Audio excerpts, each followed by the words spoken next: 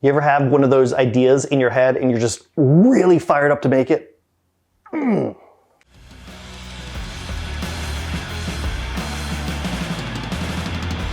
What's up everyone? Today's project is super exciting because we're gonna build an heirloom quality box. This is one of those projects that you're gonna wanna show off, put on a table out there so everyone can see it.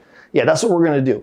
Now, to build this, we're really gonna break it down to some simple steps. And it really starts off with a basic box. So I'm thinking some sort of light wood. We build a box that's about 8 inches by 5 inches, maybe 3 inches tall. Completely making these measurements up off the top of my head. And then we're really gonna start to make it nice. Let's put some graceful curves along the bottom of it. And then let's throw on some contrasting wood for legs. That way everything just kind of pops. Now, we really wanna up our game. We can do a super fancy lid. Again, maybe tying in those contrasting woods, some dark wood, some light wood. We can put some bevels on there and maybe some soft edges. I don't know, we can go a lot of places with this, but before I get too far ahead of myself, let's start with the basics. I want the main part of my box to be maple. So I've got some pieces of maple here that I think could have some really nice figure inside of it. Now, if you want a good way to find some nice lumber, look for people that are cutting down trees or trees that blow over in storms in your area. This was a tree that was too close to a house just down the road. They cut it down, and before I cut up the firewood, I went over and said, hey, can I have some of that tree? And I got a bunch of it. So I took this, threw it in my shop, let it dry. So now that it's dry, I'm gonna take this, plane it down, get it cleaned up so I can see what the grain looks like, and then pick out what sections I want, because we've got plenty here to make a box.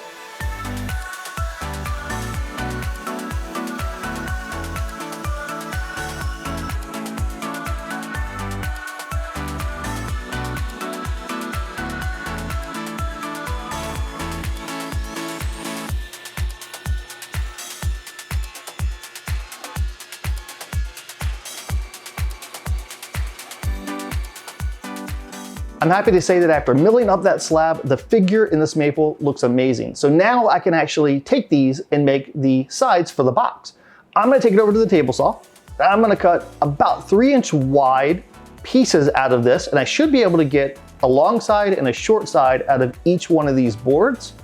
And I think I'm just gonna keep them long because it's much easier to cut them shorter later than to try to add wood back on.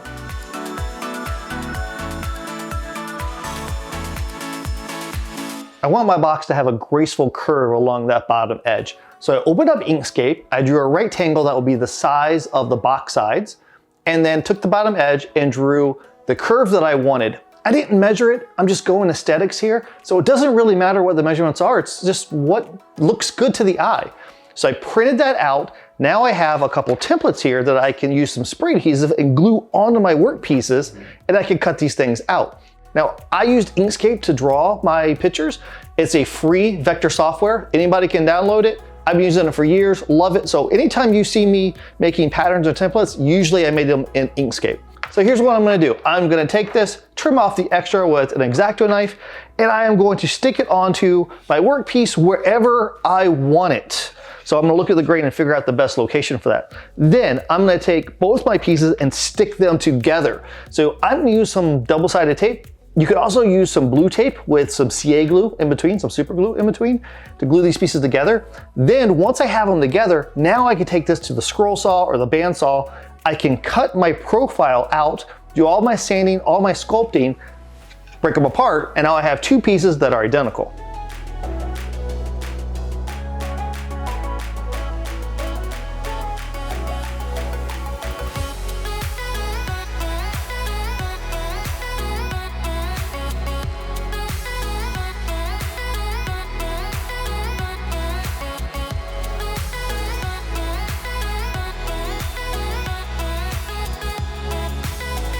The drum sander did a really good job of getting this nice and smooth, and now whenever I break this apart, I'm gonna have 2 pieces that are identical. Check that out. Now to get the template off here, whenever you use spray adhesive, you could try to peel it off and sand it and everything, but what I find is take some mineral spirits and wipe it down with mineral spirits, and this will just peel right off really easy. Now we can move on to the joinery, and you can use whatever joint you want to use. You can use miter joints or dowels, whatever. I'm gonna go with rabbet joints. And a rabbet joint is basically just cutting a notch out on each end, and then my other piece can fit into that notch and we can glue it together. Now, whenever I do that, I like to use a ripping blade.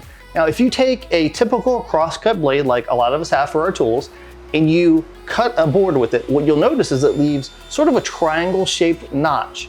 Now, if you use a ripping blade, it has a flat tooth.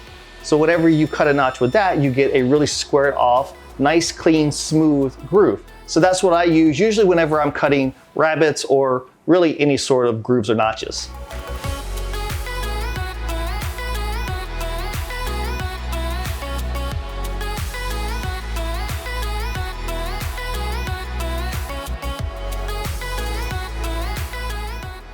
Not looking too shabby. So now we need to put a bottom into the bottom of this box before we glue it together. So I have this piece of maple here that I still need to sand and get down to its final thickness.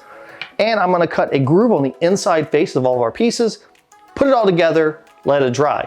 Now, I'm not gonna go over every minute detail on how to put a box bottom into a box because, well, I just put out a video on that. So you can always click the link up there, watch that video, I'll go over all the details on that process. So let me head over to the table saw, knock this out real quick.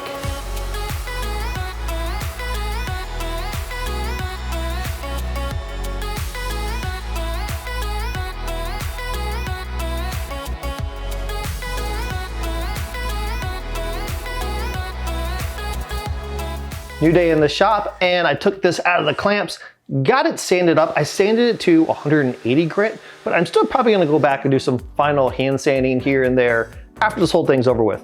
I also took a piece of Wingay and I cut it into blocks that are approximately 1 inch by 1 inch. And here's my plan. I'm gonna take these blocks and I'm gonna stick them onto each corner of our box and make little legs. Now to do that, I am going to take the block over to the table saw, use a ripping blade, and cut out a notch that's probably 3/8 of an inch square, something like that. It doesn't really have to be exact, but I'll cut out a notch, and then I'm gonna take a pattern. I'll make a pattern on the computer, and I will print that out and stick it onto both sides. Then I can cut out my profile and we'll get some really cool shaped legs. Watch, it'll make sense.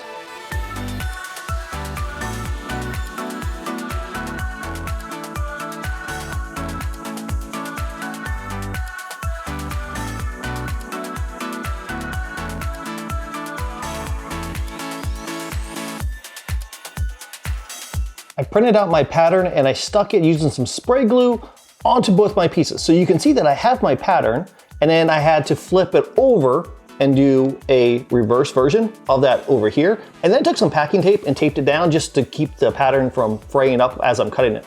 Now you can go over to the bandsaw, or I think what I'm gonna do is use the scroll saw and cut out one side. Now when you do, this part of the pattern is gonna get all jacked up, but that's okay. After that cuts off, stick it back on here, wrap it with tape, flip your board over, cut it again.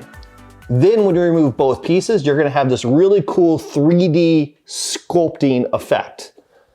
It's gonna look awesome.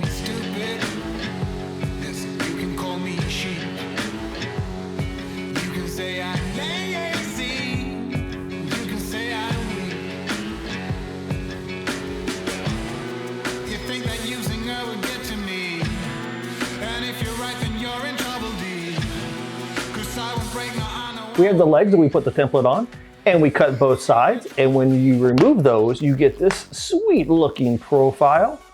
And I went ahead and sanded this, so it's really smooth. Now, we're gonna take this and we're gonna glue these onto each corner of our box and just try to line up the top edge with the top edge of the box here. Then once all that's dry, we can then do some finish sanding. But when it comes to her, you better keep it sealed. Don't you dare say a single word, or I will strike you where it feels.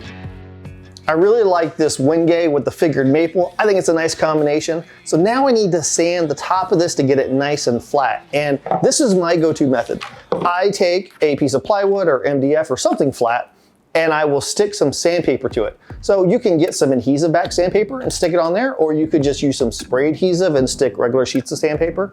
And I also put some sandpaper on the bottom too. That way when I sit on my bench, it doesn't want to go everywhere. take my box, set it on my sandpaper, and then just sand it in circles until all of it's flat. And I can always check to see if it's stable, and if it's not, I can also sand the bottom of it too until it's exactly how I want it. For the lid, what I'm thinking is I want the bulk of it to be maple, but I want to have a little bit of wenge so it coordinates really well with those legs. So I think what I'm gonna do is start with a block of maple, and I'll cut it so that there's a lip on all 4 sides. And then I can take some wenge and cut a groove in it, stick that onto the maple, and basically make almost like a picture frame around the maple. I think it's gonna look really nice.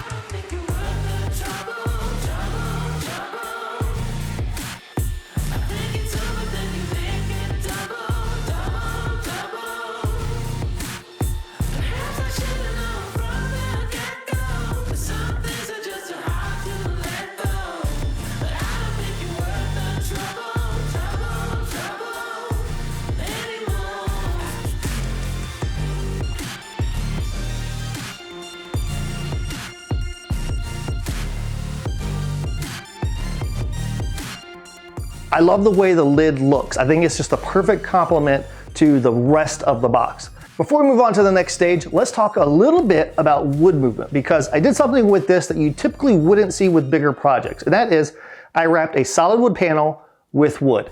Now, the reason why you don't want to do that is because wood will expand and contract over the season. So when it's humid outside, it will expand a little bit.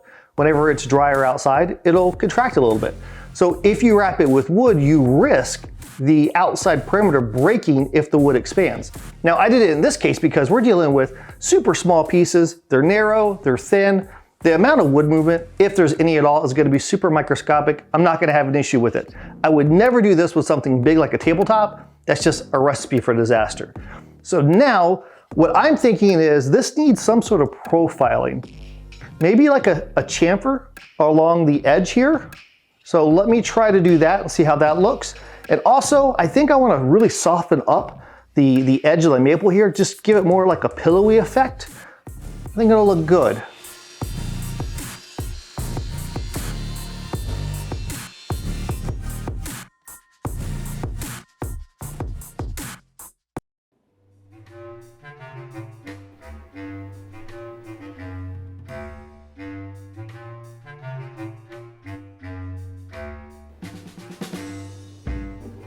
I can't decide if it needs a handle or not. So I think I'll just go ahead and make one, and then maybe that will help my decision. Roll up my window, don't know where I'm bound. Driving by the river, there's a hole in the ground. Hand-me-down t-shirt, sticking on my back. Heading for a fall. Had to get up to crawl. I ain't got no time to stall.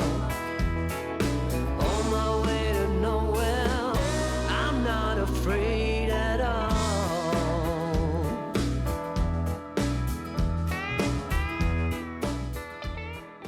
I wanted the handle to mimic the rest of the box. So I made the bulk of it from wenge and figured maple, then took it over to the bandsaw and made kind of a swoopy looking profile to it, and then did a whole lot of shaping and sanding over on the disc sander.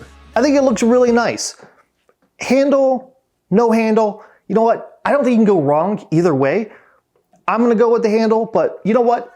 Leave me a comment below, let me know. If you were to build this box, would you do a handle or no handle? I'm interested to see what people think. So what I'm gonna do is I'm gonna glue this into place. I'm not gonna use dowels or pens or anything. It's a box lid, it's fine. So glue will work just fine for this. Let that dry. And I'm gonna go grab all my finishing stuff because we're gonna take all this beautiful figured maple and dye it brown. I wasn't kidding whenever I said we're gonna take this maple and dye it brown. Now you may be asking yourself, why would you build something out of maple and then turn around and dye it brown?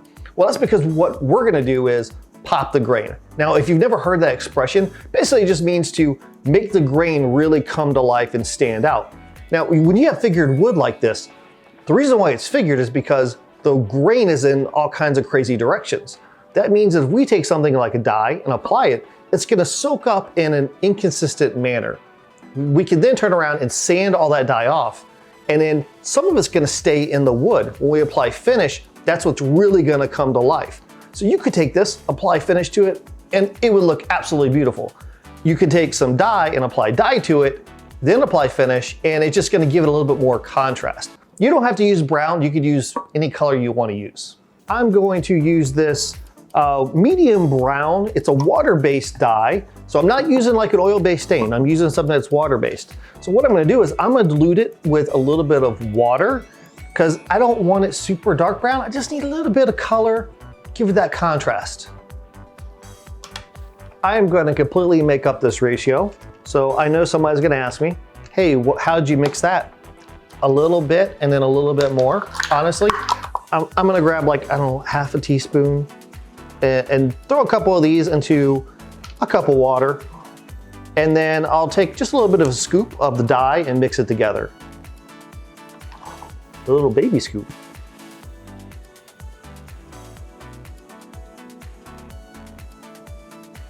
Boop. I'm gonna apply my dye with this paper towel, and I'm gonna try to keep it just on the maple, but if I get some dye on the wingate, it's not a big deal because wingate is gonna be super dark brown once we apply finish. All right, this is gonna be cool.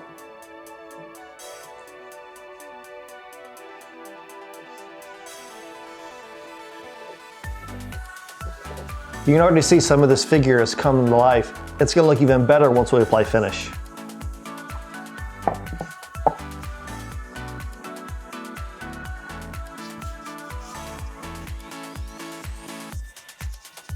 I'm gonna let this dry for probably a half hour or so. Whenever the wood's completely dry, then I can move on to the next step. And then I'm gonna take some 180 grit sandpaper, and I'm really gonna try to sand all the dye off. And I know I won't be able to get all of it off. There'll still be a little bit left over that's in that figure, and that's what I want.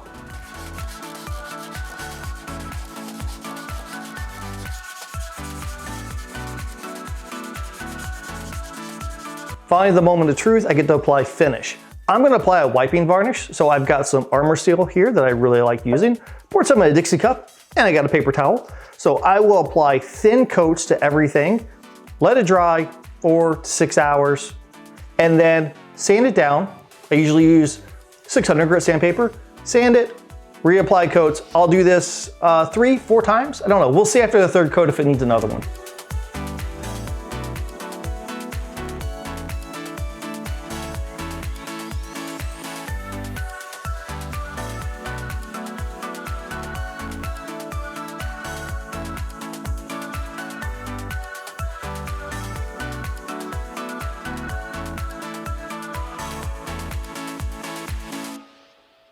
Oh man, that maple is bonkers.